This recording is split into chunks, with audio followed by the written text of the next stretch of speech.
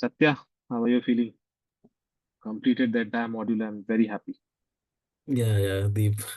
Like I am feeling confident now. Previously, I was in a wrong assumption that if we are doing a BI, so there is no SQL is not that much required.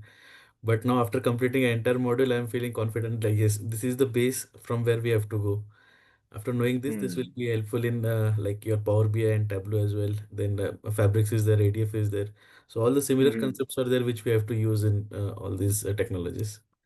So Correct. I was Everywhere, doing same it. concept. It's only the Yeah. tool that gets changed, but the base True. is SQL.